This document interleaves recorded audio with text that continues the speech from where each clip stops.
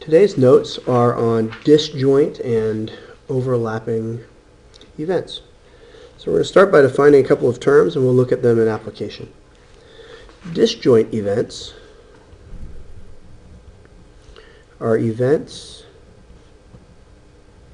that have no outcomes in common. Now yesterday we used a six-sided dice as an example. So let's say we have event A is that we roll an odd number. Event B is that we roll a 4. So let's look at all of the favorable outcomes in event A. Odd numbers are 1, 3, and 5. For event B, the only favorable outcome is a 4.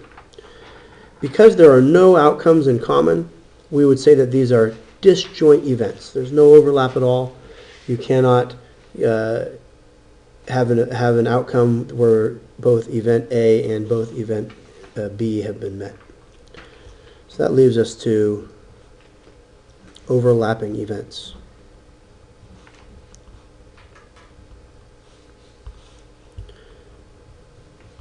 These are events that have at least one outcome in common.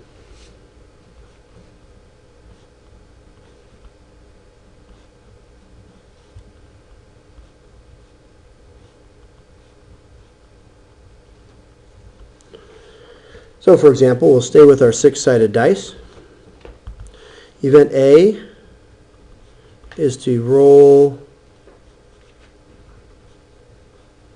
a number less than 5. Event B is to roll an even number. Let's look at the favorable outcomes for both events. Event A is to roll a number less than 5. So that means this is 1, 2, 3, and 4. Event B is to roll an even number. So that could be a 2, a 4, and a 6. So we see that the 2's show up in both events and the 4's show up in both events. If we were to make a Venn diagram about that, we could say here's event A, and then here's event B. Okay. Event A has a 1 and a 3 and a 2 and a 4. And I put the 2 and the 4 in the overlapping area. And then event B has 2, 4, and then 6. And this is what the Venn diagram might look like for these two events. So those are overlapping events as opposed to disjoint events.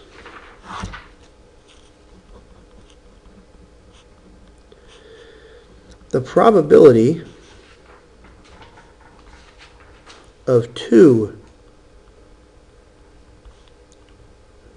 disjoint events occurring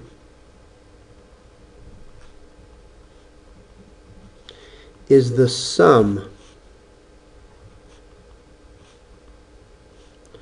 of the two probabilities. The way we would write that in math lingo would be that the probability of A or B happening is equal to whatever the probability of event A plus whatever the probability of event B would be. So let's say we have, we're just using an example here. We'll call this example A. We've got a bunch of marbles in a bag. There's 2 green marbles. There's 4 yellow marbles. And 3 blue marbles. The question is, what is the probability that we draw either a green or a yellow marble? So let's look at the individual probabilities. We know that it's disjoint because there's no way you could ever have an event where you drew both a green and a yellow marble.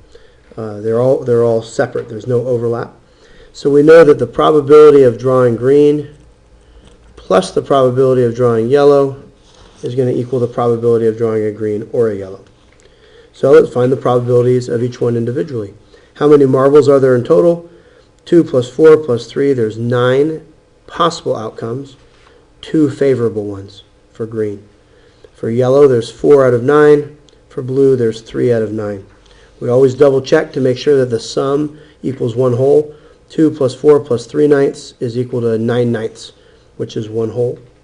And now we just need to add the two fractions we're most interested in, the green and the yellow. So that's 2 ninths plus 4 ninths. That equals 6 ninths, which simplifies to 2/3 or 67%.